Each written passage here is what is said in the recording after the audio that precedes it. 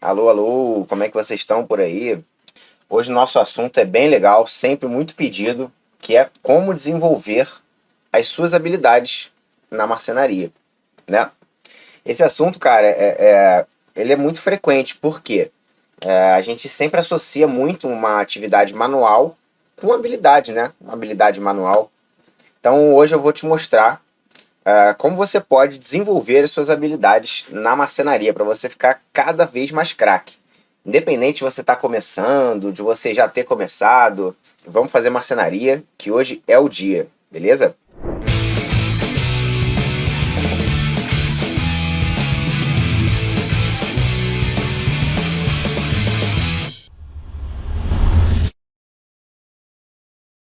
Então vamos lá, pessoal. Para quem não me conhece ainda, eu me chamo Gustavo Falcão, sou criador do canal Design Oficina. Legal, pessoal. Então, nosso tema é como desenvolver as suas habilidades na marcenaria. Ok, a aula de hoje é uma orientação para você ter a sua evolução na marcenaria acelerada, certo? É um guia para você conseguir realmente evoluir, para você desenvolver suas habilidades. Esse desenvolvimento de habilidade vai ajudar muito na sua evolução, certo?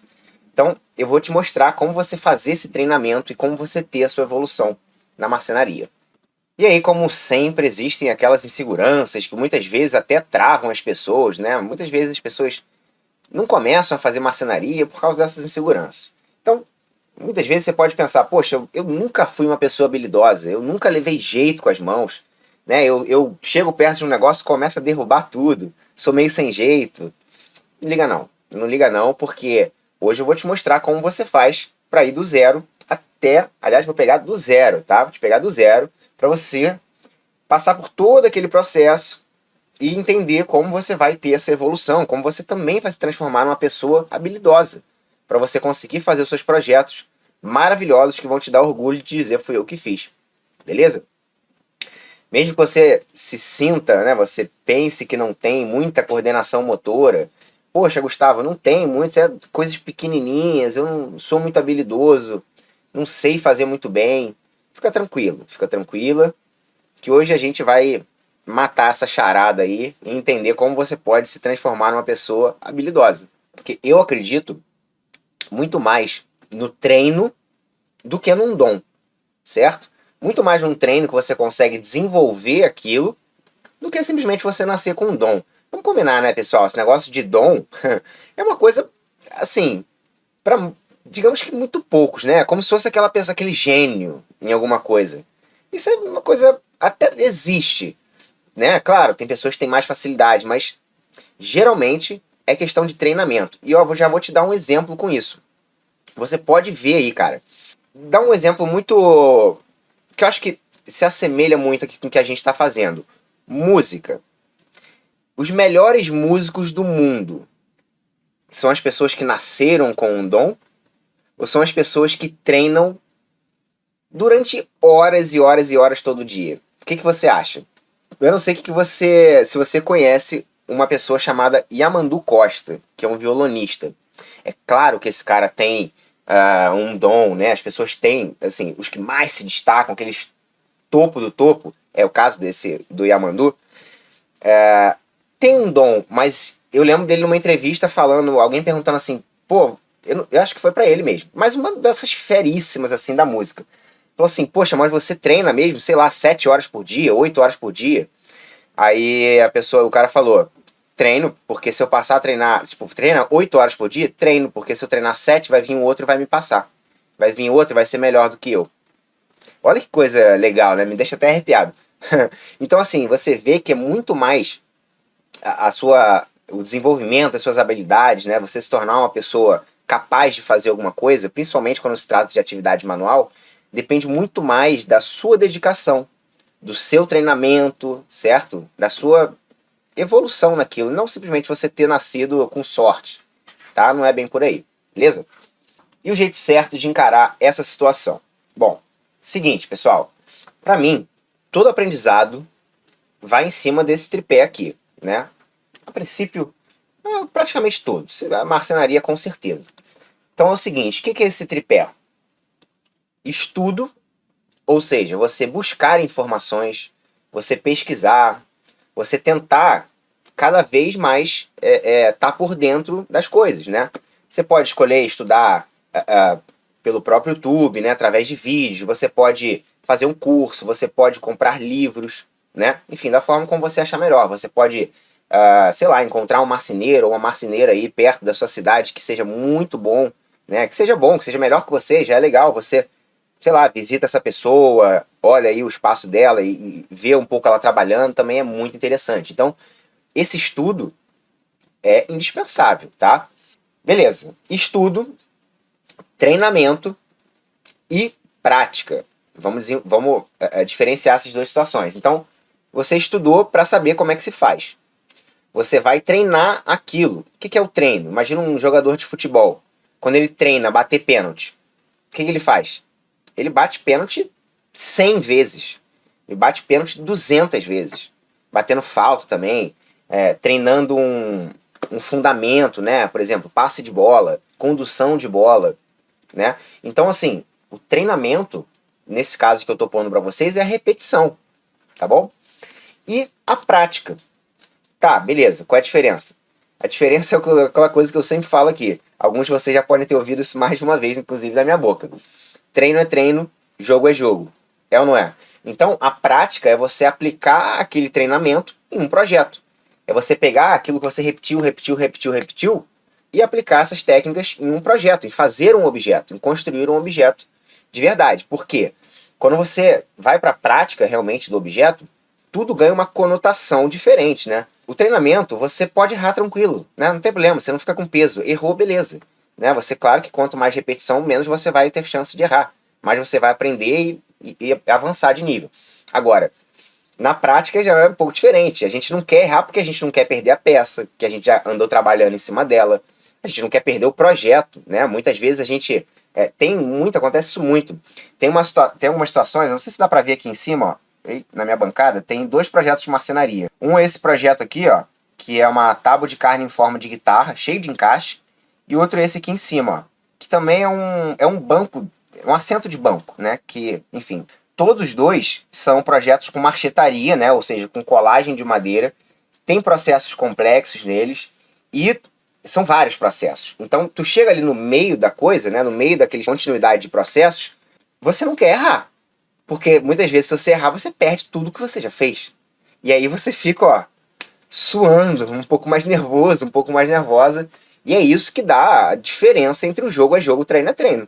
Beleza? Então, todos os dois são importantes.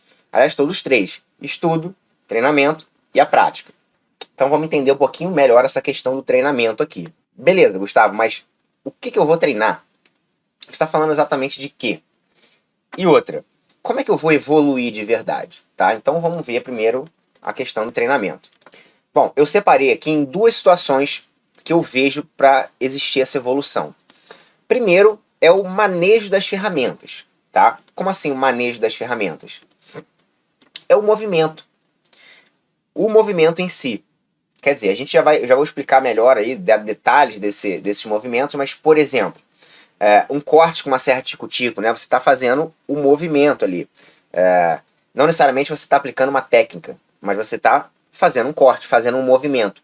Então, a máquina tem ali o seu peso, ela treme de um jeito assim assado, ela pode puxar para um lado. Então, esse movimento você precisa praticar. Tá? Para você ir pegando o jeito da máquina, pegando o jeito do corte.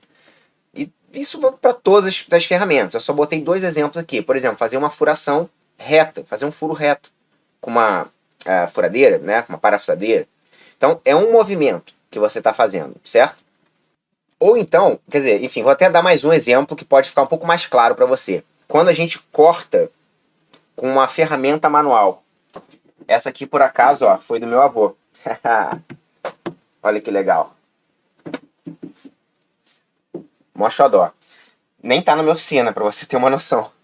Mas enfim, tem que dar uma manutençãozinha nele antes pra oficina.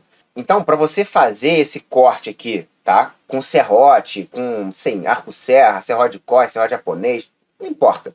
Com a ferramenta manual, requer um treino pra você conseguir seguir a linha. Não adianta nada você fazer uma marcação, né, retinha, bonitinha. Já aqui, ó. Fiz a marcação bem reta aqui, tá? Não adianta eu fazer isso, chegar na hora de cortar e eu cortar torto, certo? E é por isso que a gente treina. Então, tanto com uma ferramenta manual, quanto, por exemplo, com uma ferramenta elétrica, ok? Com uma máquina. Vai existir o treino da mesma forma. Você deve treinar também, tá bom? Ok, então a questão do manejo das ferramentas é uma coisa que eu acho que você tem que entender como um treinamento, tá? E fazer como um treinamento, né? E a outra situação seria técnicas diversas, tá? Existem milhares, infinitas técnicas na marcenaria. Mas por que eu separei aqui? Porque a técnica não é um movimento, né? Então não é uma ferramenta, não é aquilo que você, sei lá, vai pegar tico-tico, vai fazer vários cortes retos. Não exatamente isso. Mas, por exemplo, encaixes. E aí eu já tenho um encaixe aqui para mostrar para vocês, ó. Sabe o que é isso aqui? É um encaixe meia madeira em cruz.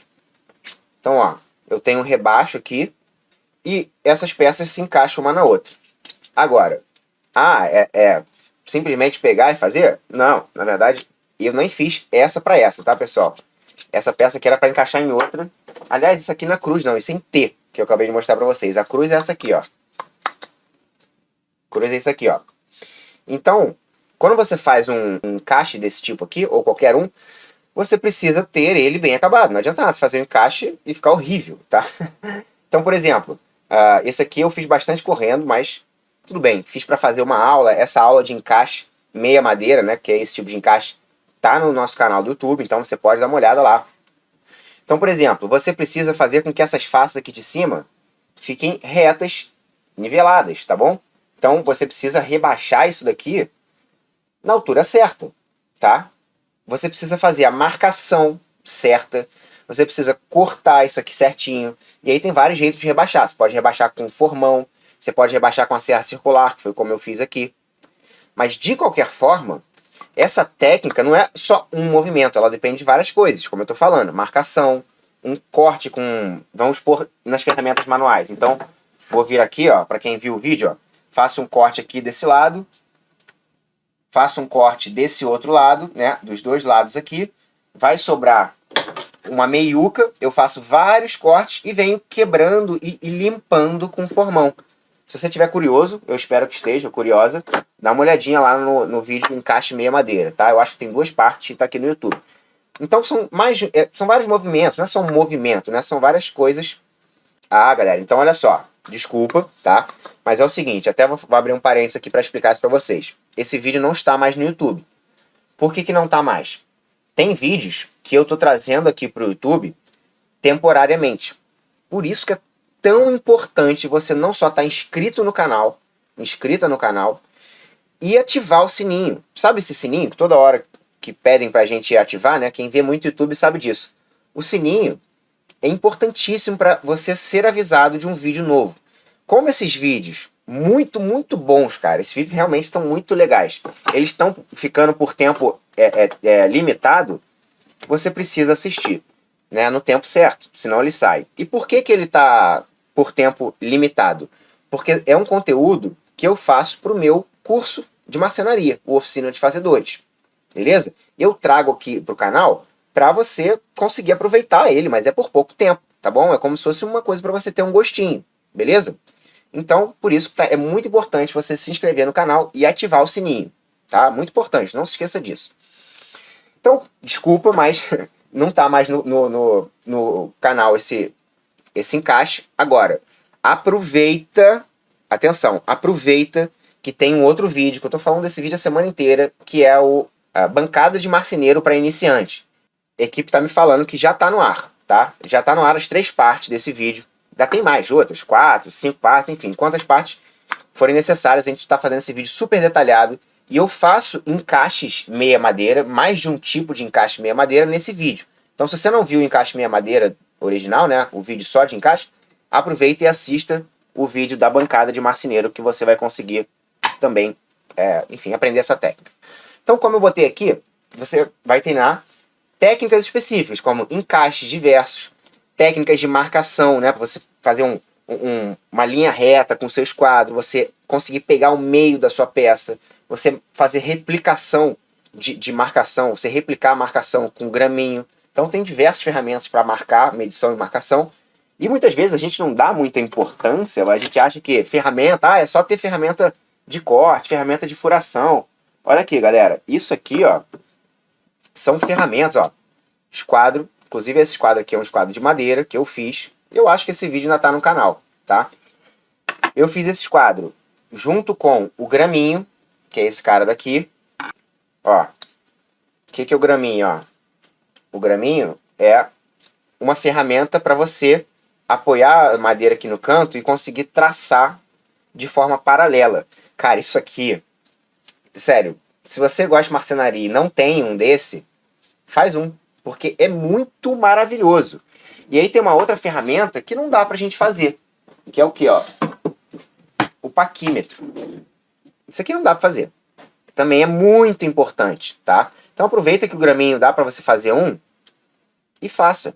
Porque essas ferramentas aqui vão ser diferenciais na hora de você ter esquadrinho também, ó, um projeto bem feito, bem alinhado, né, com seus cortes retos, bem marcado e tudo mais, tá? Não são só as ferramentas de corte, e sim ferramentas de marcação e medição também. Então, voltando aqui, técnicas de marcação, a regra dos 3 furos, que é uma regra, uma técnica que eu também sempre falo dela, importantíssima. Esse sim tá no canal, esse vídeo tá no canal, só procurar aí. Regra dos 3 furos. Muito, muito, muito legal, tá bom? Principalmente para quem tá começando aí e não se entende muito bem com um parafuso. Vamos pôr dessa forma. E aí, beleza. Tá bom, Gustavo. Como é que eu vou evoluir, então? Como é que se trata essa evolução? Bom, como eu falei, você vai estudar, você vai treinar e você vai aplicar, tá? Mas é claro que você não vai ficar sempre numa mesma técnica, numa mesma máquina. Você vai fazer o seguinte, depois que você repetir aquele negócio, não importa se vai ser 5, 10, 15 ou 100 vezes. O importante é você sentir que você dominou aquela técnica, aquela máquina, tá? É claro que as máquinas são uma coisa que tem muitas coisas que você consegue fazer. Por exemplo, eu vou dar um exemplo bem interessante, ó. Essa Certicutico aqui, ó, que eu tenho, é da DeWalt. Para mim, é uma das melhores marcas do mercado brasileiro, tá? Uma das melhores. E ela não tá cortando reto. Eu já fiz gabarito para cortar ela reto. Meu gabarito ficou, modéstia à parte, muito melhor, muito mais bem cuidado, porque eu fiz inclusive meu curso, do que outros que eu já vi aí na internet afora, e ela não corta reto. Por que ela não corta reto? Deixa eu encaixar uma ferramenta. A ferramenta da Certicutico é a lâmina. Então, ó, isso aqui, ó, a minha lâmina, ela tá com muito jogo. Muito jogo essa lâmina. Então, nem que eu queira, eu consigo fazer um corte reto. Aliás, até consigo, mas depende de muito mais habilidade. Muito mais habilidade, no meu caso. Agora, tem uma máquina que eu tenho aqui, muito mais antiga, e da Black Decker, que é uma marca hobby, tá? Que não tá com esse mesmo problema. Que não tá com esse problema, esse jogo que a DeWalt maravilhosa tá. Então, assim, depende um pouquinho da máquina e tudo mais. Mas é importante, porque esse cara aqui, ó, vamos lá, ele tá jogando pra esquerda um pouquinho, a lâmina. Então, eu cortando, eu tenho que compensar a máquina, eu tenho que dar uma entortadinha nessa máquina para compensar esse corte. E aí você só vai entender isso, só vai conseguir fazer isso se você praticar, tá bom? Eu tô falando aqui que não dá para fazer corte reto, claro que dá. Não vai sair tão reto, tá? Eu até vou mostrar um exemplo aqui para você, ó. Parece reto, né? Assim, não é ruim, não tá ruim, até tá legal. Até tá legal, mas tem umas marquinhas aqui, ó, que não precisava ter, tá? Que não, enfim, se ela tivesse uma máquina regulada, eu conseguisse fazer esse corte de uma vez com gabarito, né, lateral apoiando, não precisava ter essas marcas. Mas aí vai de ferramenta para ferramenta, vai de você conhecer suas ferramentas, e é por isso que é tão importante treinar, tá bom? Então a questão é, a sua evolução vai se dar a partir do momento que você repetir aquilo várias e várias vezes, e sei lá, você conseguir fazer aquilo de uma forma perfeita, pelo menos 5 ou 10 vezes aí. Conseguiu fazer várias vezes de uma forma certa, seguidas, aí sim, você já está dominando aquela ferramenta ou aquela técnica. E aí você segue para uma técnica ou um processo que você ainda não domina, tá? Alguma coisa que seja mais avançado. Beleza? Então lembra, ó, tripé, estudo, treinamento e prática. Treinamento, tá? Treinamento. Senti que eu consegui fazer, dominei, beleza, vou partir para uma próxima técnica, para uma próxima máquina, para uma próxima coisa para eu fazer a mesma coisa, repetição e domínio, beleza? Próxima parte aqui, ó. Vamos lá. Então, como eu falei, eu queria trazer isso uma situação até mais comum, né? Que acontece muitas vezes com muitos de nós, com muito mais facilidade do que esse tripé na ordem que é. Então, vamos lá. Aprendendo com o erro. Uma coisa que é muito comum acontecer. A gente começar fazendo antes de estudar. Então, por exemplo, comprei uma serra tico-tico, ou sei lá, tô começando a me empolgar aqui com os vídeos de marcenaria, tem uma serrinha tico-tico lá jogada no armário, antiga, isso é super comum. Tá? Eu sempre falo com o pessoal aqui e pergunto se as pessoas já têm alguma máquina em casa. E muita gente já tem uma furadeira, uma serra tico-tico. Então, muito comum ter uma maquinazinha e você começa a ver os vídeos, começa a se empolgar e fala, porra, beleza, vou tentar fazer uma peça aqui. Né? Ok, vai lá no Google Imagens, vai no Pinterest ou Pinterest, vê um projeto bacana, simples e vai fazer. Pegou a sua serra tico-tico e pegou a sua madeira e cortou. E aí o que acontece muitas vezes, tá? Não é regra, não estou falando que vai sempre acontecer, mas muitas vezes acontece do corte sair torto. Como eu falei, tico-tico é uma máquina um pouco temperamental. Então, você vai lá, vai fazer o corte e aí o corte saiu torto. Tá? Às vezes o acabamento saiu ruim, você não conseguiu seguir a linha, enfim, alguma dessas coisas pode acontecer tudo. E aí você para e pensa, bom, peraí, por que aconteceu isso? Tá? Então você foi lá para a prática, antes de treinar, antes de estudar, e aí você se questiona, por que aconteceu isso? E aí esse erro, e essa dúvida que gera em você, que levam você a pesquisar e a buscar informação. Então aí que vem o estudo, certo? Muitas vezes a gente acaba praticando antes de estudar. E não tem problema nenhum, pessoal. Não tem problema, tá? Isso é normal, isso dá uma estimulada na gente. Tá? Muitas vezes quando você estuda antes para a prática, às vezes você desiste no meio do caminho. Tá? Então uma coisa normal é a gente praticar, acontece o erro, aí a gente vai falar, bom, por que aconteceu isso? Por que saiu errado? Por que o corte saiu torto? Por que está inclinado? Aí você começa a pesquisar como cortar reto com a tico-tico. Por que tico-tico faz, sei lá, por que o meu corte com tico-tico sai torto? Beleza? Você pode, como eu falei, pesquisar no YouTube. Aqui no canal tem muita coisa legal falando sobre isso. Você pode me mandar mensagem no Instagram, você pode me mandar mensagem aqui no YouTube perguntando também. No Instagram é um pouquinho mais fácil, tá, pessoal? Mas enfim, assistindo as lives, a gente consegue ter um contato mais direto. Eu te respondo aqui mesmo, ao vivo. Tá? A própria Semana Objeto Construído é uma excelente oportunidade de você se aprofundar, né, de você conseguir entender melhor esse universo da marcenaria para construir objetos incríveis, tá bom? E aí sim, o erro leva à dúvida, que leva à pesquisa e à busca de informação. A partir daí, você aprende e aplica, né? Você vai para o teu treinamento, quer dizer, você entende o que deu errado, aí você volta lá para o tripé, né? Entende o que deu errado, né? Passa a desenvolver suas técnicas, aprende outras técnicas e volta para o tripé e treina com muitas repetições, tá? Então muitas vezes essa pirâmide se inverte, né? A gente vai para a prática, depois para o estudo, depois para o treinamento e tá tudo bem, não tem problema nenhum. Certo, pessoal? Então vamos para a prática. Como vocês sabem, o foco aqui do canal é para a galera que está começando na marcenaria, tá? Ou para quem não começou, ou né, para quem está namorando aí a marcenaria, ou para quem começou há pouco tempo. Então, galera que está saindo do zero, pessoas iniciantes, tá? Por isso que é o nosso foco. Então, olha só, dividi em algumas situações. Do zero, iniciante, e outros níveis, né? Que eu botei como intermediário e avançado. Então, como é que você vai desenvolver suas habilidades partindo do zero?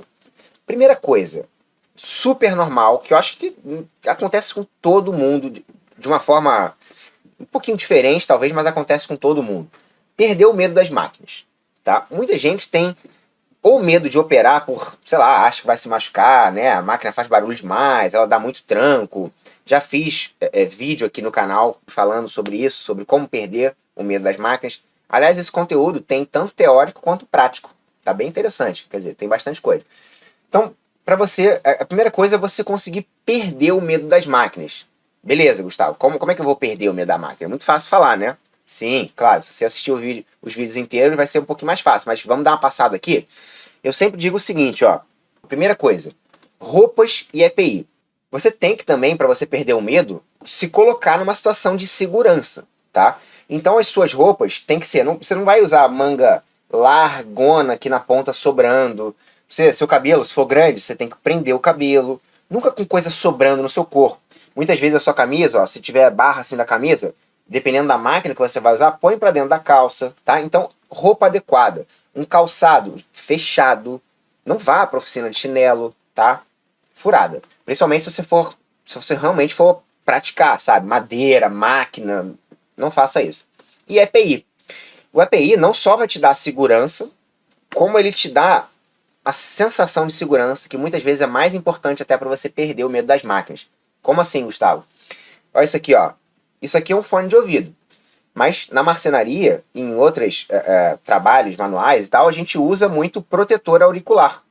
Por que, que usar o protetor auricular é legal quando você está com medo das máquinas, com o seu primeiro contato da máquina? Porque a máquina, muitas vezes, ela assusta a gente por causa do barulho. Tá? É muito comum.